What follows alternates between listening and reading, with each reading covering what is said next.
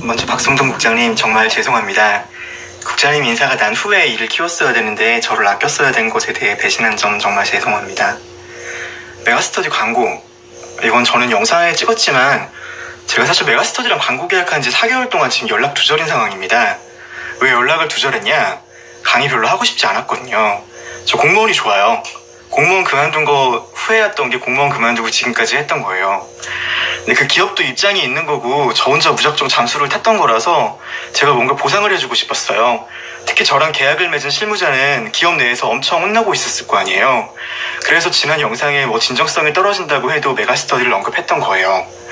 강의를 잘하는 거는 스타 강사가 되는 거는 실제 뭐 영상을 제가 했던 영상을 찍고 메가스터디 광고를 했던 안 했던 관계없어요. 행정고시 붙고 잘 다니다 강사하는 사람 거의 없잖아요. 학원이 저를 스카우트하려고 하지 제가 학원에 아쉬운 거 별로 없습니다. 사람된 도리로 장기간 연락을 하지 않고 제 마음을 추스린다는 명목으로 잠수를 탔던 행동에 대해서 사람의 대리로 메가스터디에 무언가 이득을 제공하고 싶었던 거예요. 그래서 광고 붙였던 거지 뭐 스타 강사가 되려고 노이즈 마케팅 이런 건 전혀 아니에요. 유튜브에 있는 거는 보통 광고가 붙어 있어서 저도 흔하다고 생각해서 붙였는데 이렇게 이슈가 되고 그것 때문에 제 진정성이 의심될 줄은 몰랐습니다. 제 성향에 대해서 저는 대학교 때 야학교사를 했습니다. 그리고 공부방을 만들어서 운영하기까지 했어요. 저는 양팔 모두 일부 뼈가 비어있어서 공익을 갔다 왔는데요. 공익에서도 일부러 복지관 갔다 왔었어요. 제가 있었던 공부방은 창신동에 있었는데요. 거기에 올라가는 계단을 가면 맞은편에 롯데캐슬이 있어요. 그리고 제 창신동 공부방 애들은 공동화장실을 쓰고 있었고요. 그런 아이들을 보면서 내가 공무원이 되고 복지부에 가서 이런 불평등을 해소하겠다는 마음으로 고시를 준비했었어요. 왜 복지부에 안 가는지가 사실 지금까지도 후회해요. 학원 싫어합니다, 저. 돈이 많은 사람한테 더 많은 배움의 기회를 주고 그렇지 못한 사람에게 사회적 계층 상승의 기회가 가는 거는 잘못되었다고 생각해요. 심지어 공무원을 그만두고 강사가 하고 있는 지금도 마찬가지고요. 학원 강사보다 공무원으로 저는 훨씬 행복감 많이 느낀 사람이에요. 그래서 공무원 그만두고 강의 계약까지 맺어놓고 강의 안 했던 거예요. 잠수 탔던 거죠. 그런데 그거가 사람으로서 또 도리가 아니잖아요. 그래서 좀 무리해서 광고 넣어봤던 거예요. 왜 그만두냐? 저는 비리도 없고 비리도 없고 아무것도 없어요. 공무원 생활하는 동안 진짜 잘못한 것도 없고 오히려 조직 내에서 인정받았으면 인정받았지, 그리고 제 동기 중에서 잘 나간다는 소리를 들었지 뭐 적응 못한 거나 그 속에서 잘 못하지 않았어요. 정말 일하는 것도 좋아했고요. KTNG 문건 유출한 게 제가 국가공무원상 비밀엄수 의무 위반이라면은 처벌하신다면 처벌 받을게요. 제가 KTNG 문건을 언론에 제보했을 때는 그게 언론에서 보도로 이어지면서 다시 그것과 같은 청와대가 민간기업 인사에 개입하지 않고 국가가 좀 더 나아지기를 바랬던 거예요. 그래서 제보를 했었고요. 근데 생각보다 결과가 잘 안 좋았고, 그리고 또 제가 나왔던 것도 사실 박성동 국장님께 너무너무 죄송해서 그 문서를 제보 아래쪽에서 국장님께서 저를 아껴주셨는데 그런 문서를 제보하고 있었던 거를 견딜 수 없어서 제가 그만뒀던 거예요. 공무원을 하는 동안 일을 하면서 세금보다 더 일을 해야 된다고 항상 생각을 했고, 국민 세금을 받는 만큼 제가 일하는 것이 국가에 기여해야 된다고 항상 믿어왔습니다. 그래서 영상 찍어서 뭘 바라는데 저 뭐 문재인 정부 물러나야 한다는 그런 생각 전혀 안 해요.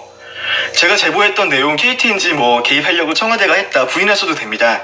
정말 바라는 것은 이런 게 이슈가 되고 국민들이 분노한다는 걸 인지를 하고 같은 일이 안 일어나서 정말 예전에 말했던 좀 더 나라다운 나라, 좀 더 좋은 나라가 됐으면 좋겠어요. 그리고 저도 했던 게 이런 걸 해야지, 제가 강의하는 게 어차피 공무원 준비하는 수험생이잖아요. 행시 그리고 공무원들이요. 그런 애들한테 공무원을 해라, 난 이러고 나왔으니까 너네도 들어왔을 때 나라를 좀 더 좋게 만들어라 라고 말을 하고 싶은 거예요. 청와대 관련된 추가 보도는 뭔데? 청와대 관련된 추가 보고발 영상은 제가 국고과의 자금사무관으로 자금총괄, 국고금 총괄했을 때 있었던 8.7조 원 국채 추가 발행에 대한 지시 관련해서 말을 하려고 했었어요. 박성동 국장님께 제가 기재부 그만두면서 편지 올렸을 때 제가 썼잖아요. 제가 그때 당시에 국채 조기 상환이 1조 원 조기 상환했던 게 하루 전에 바이백이 취소되고 청와대가 부총리님께서 대통령 보고한다 그랬을 때 그거 다 막아버리고 청와대에서 직접 전화해가지고 보도자료 오는 거 다 취소하라고 하는 거, 정말 말도 안 되는 것 같다는 사태 겪으면서 그때 사실 이미 공무원 그만둬야 되겠다고 생각했었어요. 그 내용 말하려고 했던 거예요. 왜 이번 정권도 도대체 부총리가 대통령한테 보고할 수가 없나?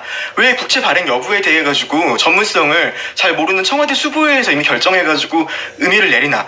그 결정해도 괜찮아요. 그런데 국채가 초과로 발행하면 발생할 이자 비용 8.7조 원 발행하면 연간 거의 2천억 발생하잖아요.